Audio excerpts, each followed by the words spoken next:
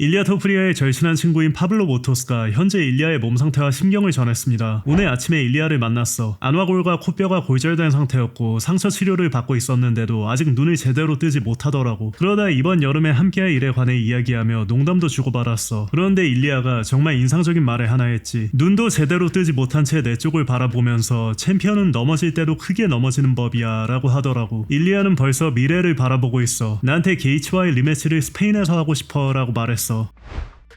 한편 일리아와 가장 친분이 두터운 기자 중 한 명이자 게이츠전 당시 일리아의 팀원들과 함께 현장을 지켰던 알바로 콜메네로 기자는 게이츠가 글러브 안에 무언가를 넣은 거 아니냐는 일부 팬들의 의혹에 대해 자신의 생각을 밝혔습니다. 일리아는 공격을 맞으면 얼굴이 쉽게 찢어지는 편인 건 사실이야. 이전 경기들에서도 얼굴에 눈에 띄는 상처를 입은 채 경기를 마친 적이 있었지. 하지만 이번에는 정말 강한 공격을 여러 차례 맞기도 했어. 그리고 게이츠가 최근 승리한 3경기인 라파엘 PGF 페리핀블렛 일리아 토프리아전을 보면 경기 후 상대 선수들의 얼굴이 대체로 비슷한 상태가 돼 있어. 선수마다 부상의 정도에는 차이가 있었지만 3명 모두 얼굴이 심하게 망가졌지. 그건 게이츠의 강한 펀치력과 큰 주먹 그리고 상대에게 데미지를 입히는 능력을 보여주는 거야. 지금은 게이츠가 글러브 안에 무언가를 넣었다거나 핸드랩을 규정에 어긋나게 감았다거나 어떤 물체를 움켜쥔 채 핸드랩을 감아 단단한 돌출부를 만들었다는 식의 의혹과 음모론이 많이 제기되고 있어. 주먹이 충격에 눌리지 않도록 해 펀치에 더 큰 힘을 실었다는 주장이지. 솔직히 현 시점에서는 그런 주장들을 받아들이기 어려워. 현실적으로 보면 그날은 게이츠가 더 잘 싸웠고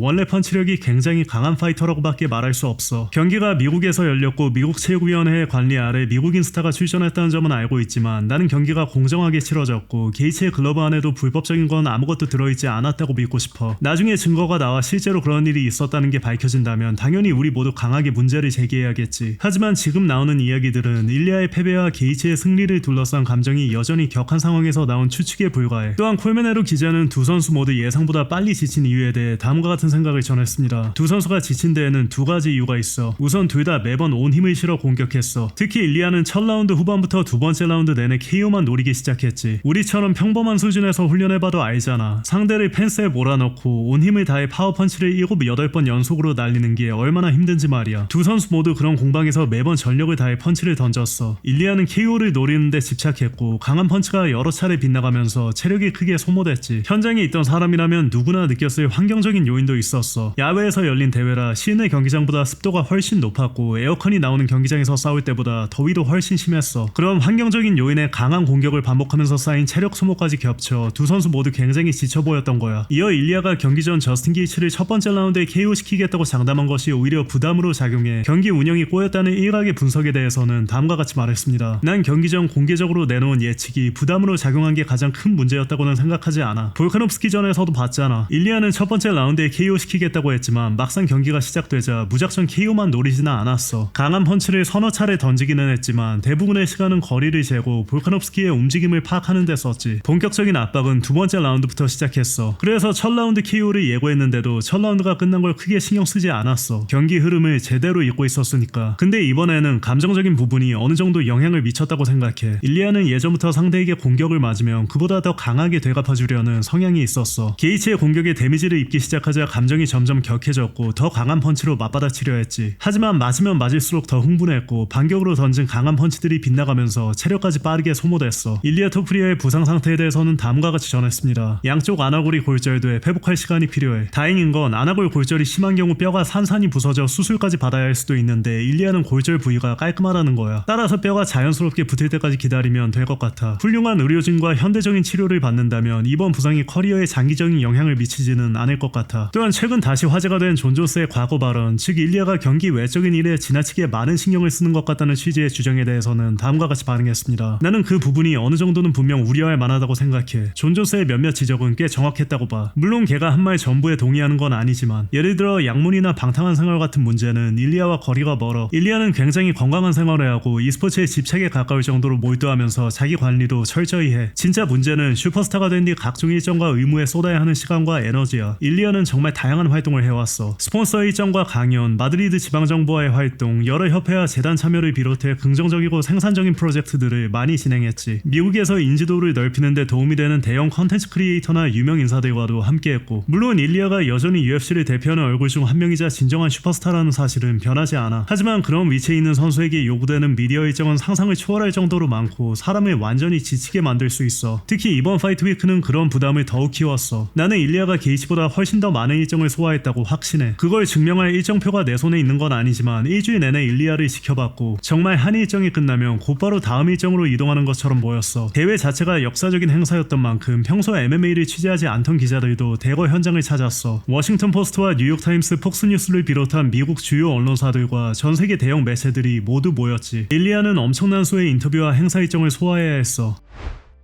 일리아 토프리아가 자신의 인스타그램에 새 게시물을 올렸습니다. 게시물에는 자신의 사진과 함께 네가 이뤄온 건 단순히 승리와 업적을 훨씬 넘어서는 일이야. 그건 마음과 영혼 그리고 정신에서 나온 거지. 넌 그 어느 때보다 강해져서 다시 돌아올 거야 라는 글이 적혀 있었습니다. 한편 MMA 정키와의 인터뷰에서 알렉스 페레이라는 시리간전 결과에 공식적으로 이의를 제기했으며 법적 대응도 추진하고 있다고 밝혔습니다. 이제는 생명까지 위협할 수 있는 상황으로 번지고 있어. 다들 허브딘에게 질릴 만큼 질렸다고 생각해. 이번 일이 장기적으로 나한테 어떤 영향을 미칠지도 아직 알 수 없어. 우리는 법적 대응에 나설 거고 정식 절차를 밟아 이 문제를 끝까지 다룰 거야. 변호사들과도 상의할 거고 조만간 몇몇 사람은 우리 측에 연락을 받게 될 거야. 또한 오는 9월 복귀를 희망한다는 뜻도 밝혔습니다. 60일 출전 정지 처분을 받았잖아. 우선 그 기간부터 채워야 돼. 그래도 9월이면 복귀하기에 좋은 시기일 것 같아. 그때쯤이면 출전 정지 기간도 끝나고 훈련 캠프를 온전히 소화하면서 제대로 준비할 수 있을 거야. 9월이 복귀 시기로 괜찮을 것 같아. 한편 헤나토 모이카노의 채널에 공개된 인터뷰에서 페레이라는 앞으로도 100% 헤비급에 머물겠다는 뜻을 밝혔습니다. 100% 헤비급에 남을 거야. 솔직히 훈련도 정말 잘 됐어. 많은 사람이 체중 문제를 얘기하지만 나는 원래부터 체격이 큰 선수였어. 어떤 사람들은 포아타는 준비가 안 됐어. 맷집도 없고 잽 한 방에 다운됐잖아 라고 하더라. 근데 어떻게 그 잽 하나만 보고 그렇게 멍청한 소리를 할 수 있는지 모르겠어. 아무도 와 그렇게 많은 공격을 맞고도 계속 싸웠네 라고는 말하지 않잖아. 시리가는 원래부터 헤비급 선수였고 그 체중에 이미 익숙한 파이터야. 그렇다면 잽을 맞은 뒤에도 수많은 펀치와 후두부 가격, 반칙 공격을 견뎌내고 다시 일어나 계속 맞서 싸웠다고 말해야지. 그런 건 아무도 보지 않아. 다들 잽 얘기만 해. 근데 내가 그 뒤에 맞은 수많은 공격은 왜 아무도 얘기하지 않는 거야. 이어 경기 중 페레이라가 지쳐 보였다는 일부 팬들의 지적에 대해서는 다음과 같이 반응했습니다. 난 지치지 않았어. 코너로 돌아가서 글로버 테세이러와 플리니오 크루즈의 말을 또렷하게 들었고 의자에 앉지도 않았어. 편안했고 몸 상태도 좋았지. 내 전략은 초반부터 체력을 많이 쓰거나 공격을 많이 던지는 게 아니었어. 1라운드에는 상대를 파악하고 그 다음부터 서서히 페이스를 끌어올릴 계획이었지. 하지만 안타깝게도 펀치를 맞았어. 평소에는 공격이 들어오면 머리를 뒤로 빼서 피하는데 그러려면 발을 바닥에 제대로 딛고 있어야 돼. 앞으로 발을 내딛는 순간에는 그렇게 할 수 없거든. 더 강한 공격을 마치려고 한 발 더 들어가려 했지만 시간이 부족했어. 걔가 잽을 적중시킨 뒤 그 상황을 이용해 반칙 공격까지 퍼부었고 심판은 그걸 그대로 허용했어. 이어 여전히 헤비급 타이틀을 노리고 있다는 뜻도 밝혔습니다. 헤비급에 남을 거고 당연히 타이틀을 노리고 있어. 그 경기에서 들어온 건 운 좋게 적중한 럭키 펀치였어. 간이 잽을 던질 때 눈을 감았거든. 어쨌든 난 분명히 벨트를 노릴 거야. 지금은 걔가 벨트를 가지고 있잖아. 아스피날이 복귀할지 복귀한다면 언제일지는 모르겠어. 본인이 그와 관련해 이미 뭔가 말한 것 같기는 해. 한편 페레이라는 인스타그램을 통해 시리간이 반칙을 저질렀다고 주장하는 게시물과 허브린 심판의 처벌을 요구하는 게시물 등을 잇따라 공유했는데요. 후두부에 반복적으로 펀치를 맞은 뒤 식물인간 상태에 빠진 복서 프리셔트 콜론의 영상도 함께 올렸습니다.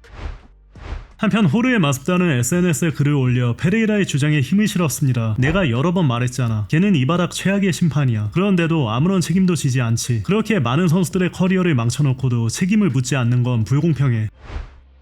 웰터급 타이틀전이 확정됐습니다. 이사안 마카체프는 오는 8월 15일 미국 필라델피아에서 열리는 UFC 330에서 이안 게리를 상대로 웰터급 타이틀 방어에 나섭니다. 후메인 이벤트에서는 맥켄지 던과 질리안 로버슨이 맞붙습니다.